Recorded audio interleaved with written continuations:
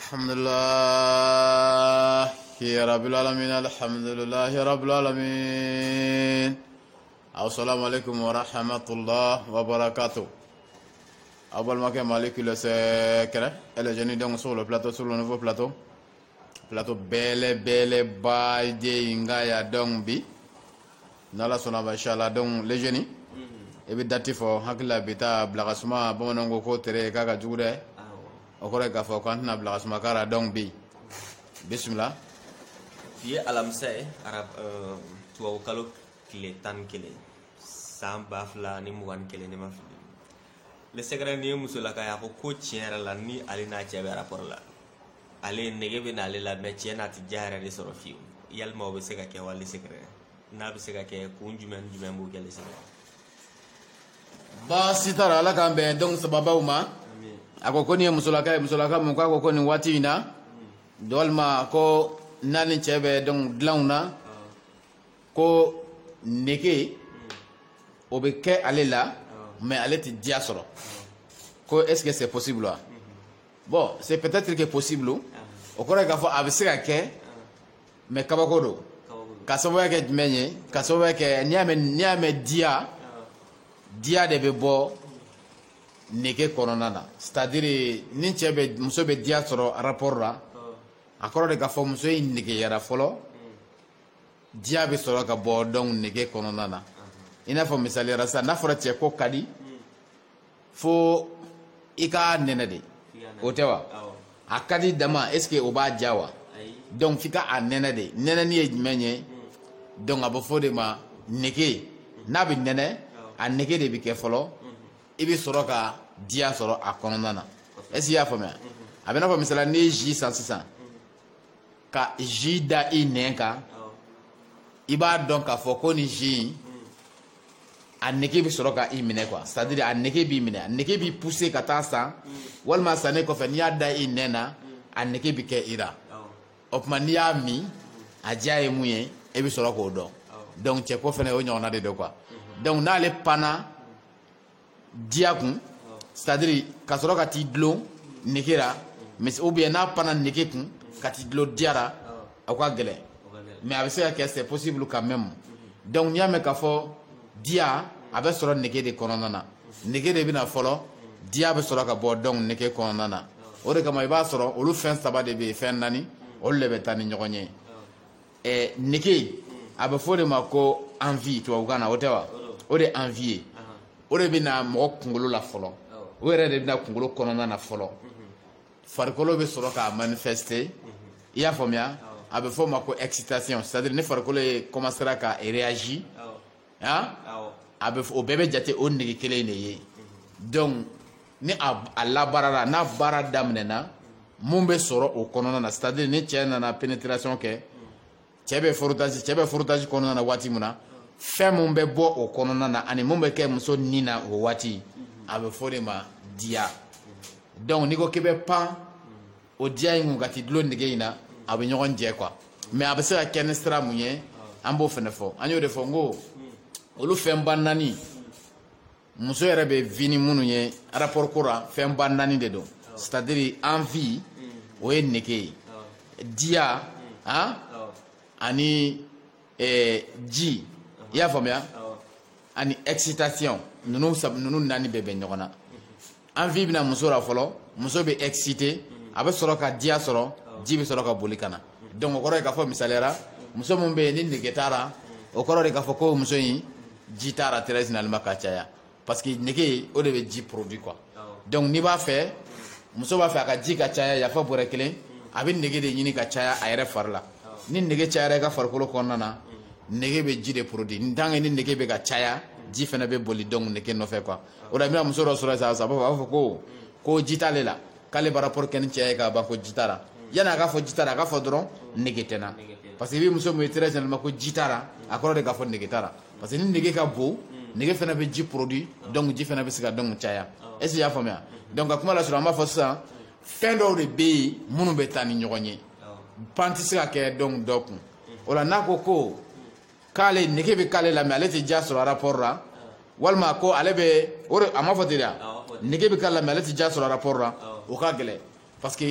tant que ni nege be na rapport bi ka kɛ i kan ka ja de sɔrɔ donc ni ko sisan n tɛ ka ja sɔrɔ o la sisan o kun bɛ se ka kɛ kun fila ye an b'o de fɔ a ye sisan donc sisan ale ko sisan k'a tɛ ka ja sɔrɔ mais nege bɛ o ye kun fila ye o ye kun fila jumɛn ye kun fɔlɔ o bɛ se ka kɛ cɛ ka durée de temps c'est-à-dire cɛ bɛ frottage kɛ waati min kɔnɔ na temps min kɔnɔ o ka surun parce que nege mun b'ale la ni cɛ nana pénétrer ni cɛ ye frottage daminɛ waati min na n'ale farikolo bɛ na a commencer ka diya sɔrɔ nege kɔnɔna na n'o o daminɛna cɛ bɛ bila kɛ donc ale tɛ nege in sɔrɔ bilen quoi est-ce que i y'a faamuya bon a bɛ se ka kɛ ni o sira ye i y'a faamuya bon a bɛ se ka kɛ ni sira filanan mun ye o ye cɛ ka espérance de frottage ye c'est-à-dire i b'a sɔrɔ muso in a farikolo mago bɛ frottage mun na accès ra i b'a sɔrɔ ale farikolo mago bɛ accès de la ni cɛ bɛ frottage la n'a ye cɛ k'a kɛ garaba i n'a fɔ ba janbɛ donc fali sanfɛ i y'a faamuya o de ka d'ale ye donc n'a nana don rapport kɔnɔna na k'a sɔrɔ cɛ bɛ ka kɛ nasi i y'a faamuya donc i b'a ye nege bɛ a nin na nege bɛ a ɲɛfɛ fɛnɛ yafa bɔrɛ kelen mais cɛ kan ka accès mun di pour que ka se ka diya in labaara ale dusukun kɔnɔna na bon cɛ tɛ ka o frottage kɛ quoi donc nege filɛ mais cɛ de kan ka nege in yɛlɛmɛ k'a kɛ diya ye ale farikolo kɔnɔna na donc cɛ ka o frottage kɛbaliya ani cɛ ka o manque de compétence mun bɛ cɛ la donc o b'a kɛ cɛ bɛna rapport kɛ k'a ban ale nege bɛ wuli de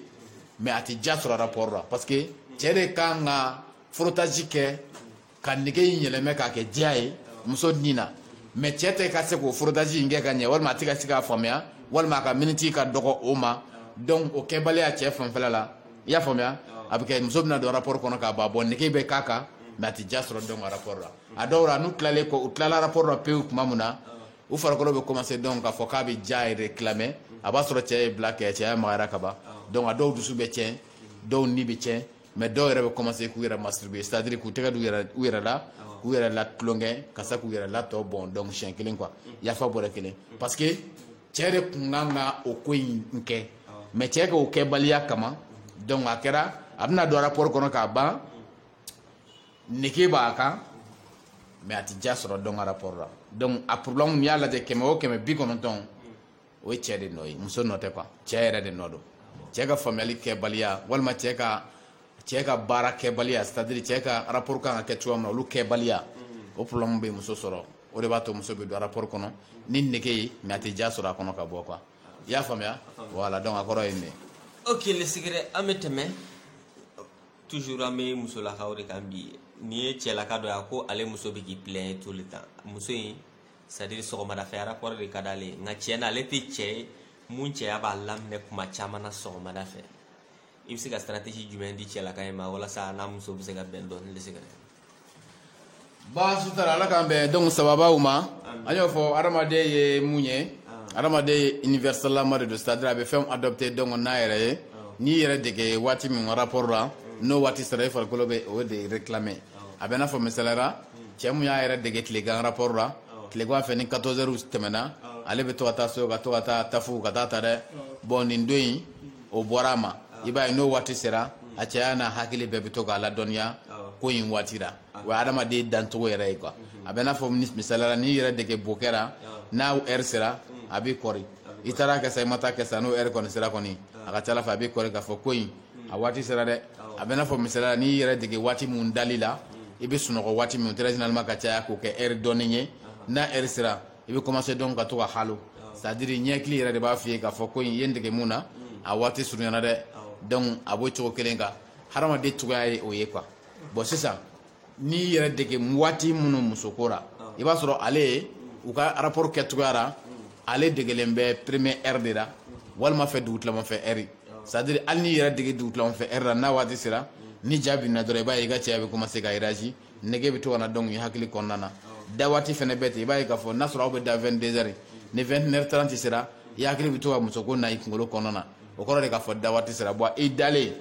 bɛ miiriya mun ta parce que waati i hakili bɛ waati in sama sama ka n'i kunkolo kɔnɔna na kabini ni muso ma gɛrɛ ɲɔgɔn na i bɛ commencer donc ka wuli quoi wa adamaden cogoya yɛrɛ quoi i ye waati mun don i yɛrɛ la n'o waati sera dɔrɔn i farikolo b'a réclamer donc a bɛ n'a fɔ olu ka rapport kɛcogoya la première heure walima dugutilama fɛ u kɛmɛ ka rapport sigi o de kan quoi donc ale bɛ fɛ muso b'a fɛ ka sisan ka to k'a falen k'a kɛ sɔgɔmada ye parce que sɔgɔmada fɛ rapport a ka di muso caman ye